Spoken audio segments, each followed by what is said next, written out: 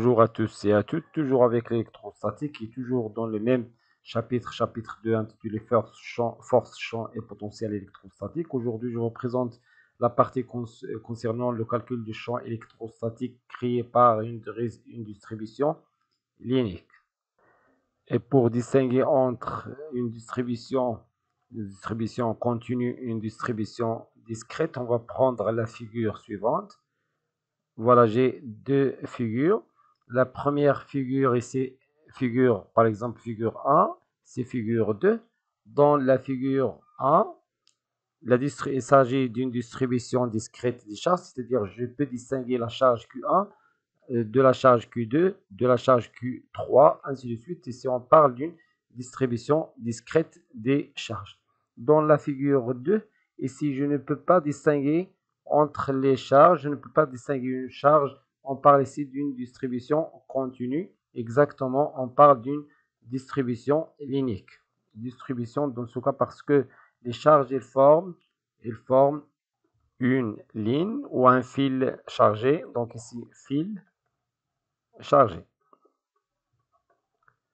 Donc, revenons au cas de distribution discrète. On a montré que le champ créé par une seule charge Q1 est égal en M, est égal E en M, créé par la charge seulement, je prends par la charge Q1, est égal Q1 sur 4 pi epsilon 0. La distance entre les deux charges, je l'appelle par exemple R.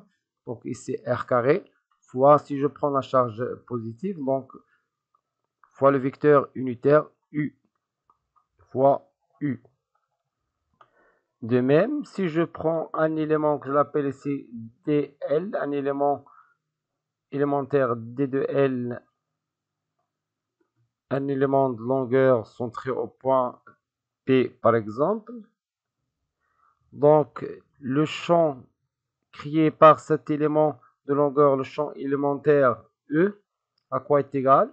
Est égal à la charge portée par cet élément seulement, c'est-à-dire D de Q, ce n'est pas la charge totale, mais la charge élémentaire sur 4 pi epsilon 0 fois la distance ici, je l'appelle par exemple R, sur R carré, fois un vecteur unitaire. Si je prends ici que la charge D de Q est positive, donc fois U, qui sera orienté de la charge vers M, donc voilà U. Cette expression représente le champ élémentaire créé, le champ élémentaire électrostatique créé par l'élément de longueur D de L de charge. L'élément de longueur D de L de charge. Maintenant, quelle est la relation entre cet élément D de Q, la charge élémentaire, et D de L? On appelle D de Q sur D de L, D de Q sur D de L, qui est égal, nommé lambda, c'est la densité, elle représente la densité de charge linéaire. Elle est en coulomb, bien sûr ici la charge en coulomb, l'unité de lambda, elle est en coulomb sur le mètre. L'unité de dl, c'est le mètre. Cette densité de charge, elle représente le nombre de charges par l'élément dl. Combien de charges dans cet élément d de l? Combien de charges d de q dans l'élément de longueur d de l? Donc, à partir de cette expression, je peux déduire d de q qui est égal lambda fois d de l. Donc, le champ élémentaire créé par l'élément d de l, à quoi est égal? Donc, je donne à d de q la valeur lambda d de l, l'expression d de l, qui est égale lambda fois d de l sur 4 pi epsilon 0 r carré selon le vecteur unitaire u. Avec r est égal la distance pm. Donc avec r est égal pm. Voilà l'expression du champ élémentaire créé par l'élément dl. Maintenant, le champ créé par le fil chargé, le champ total E, le champ E créé par le fil chargé par une densité de charge unique et E qui est égal l'intégrale de d de E le long du fil L. Donc qui est égal l'intégrale de lambda d de L sur 4 pi epsilon 0 r carré u. Voilà l'expression du champ créé par le fil chargé, le champ total créé en M. Maintenant, on a dit que d de Q est égal à lambda d de L. Donc la charge totale du fil, la charge totale, si le fil est uniformément chargé, le fil est uniformément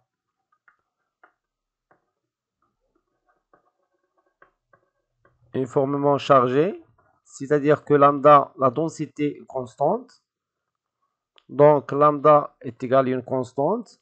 Dans ce cas, Q, à quoi est égal la charge totale Q est égale l'intégrale de lambda le long fois d de L le long du fil L, qui est égal lambda, on a dit que lambda est une constante.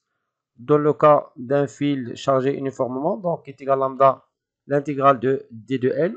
Si j'intègre l'élément d de L le long de L, j'aurai Q qui est égal, donc dans ce cas, la charge totale Q est égale lambda fois L.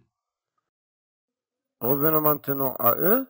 Si on a dit si lambda est une constante, c'est-à-dire que le fil est uniformément chargé, si la lambda est constante, donc le champ créé par le fil en M, le champ en M est égal, l'intégrale, je peux faire sortir le lambda, c'est lambda sur 4 pi epsilon 0, l'intégrale de d de L sur r carré selon U. Et l'intégrale se fait le long du fil chargé L. Voilà le champ dans ce cas particulier si lambda est une constante. Passons maintenant au potentiel créé par un fil chargé d'une densité linéaire lambda. Donc le potentiel V en M créé par une distribution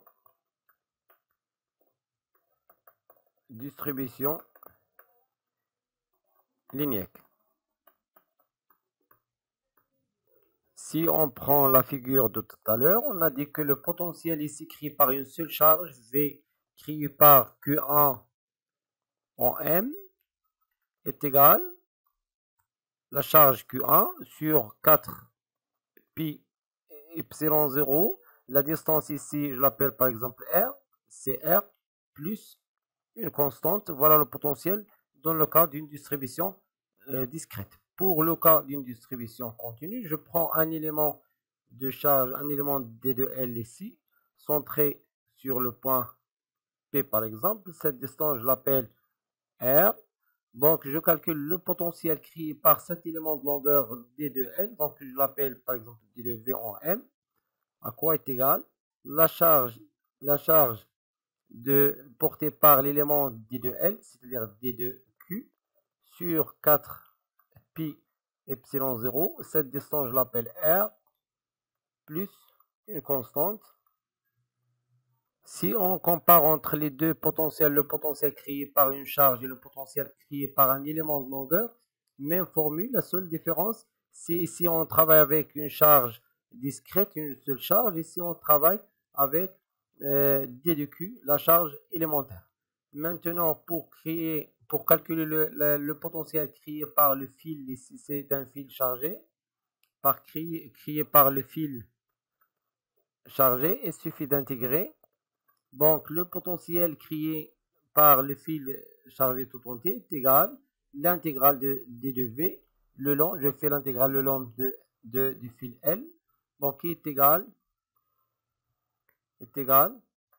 l'intégrale de d de q sur 4 pi epsilon 0 r plus la constante.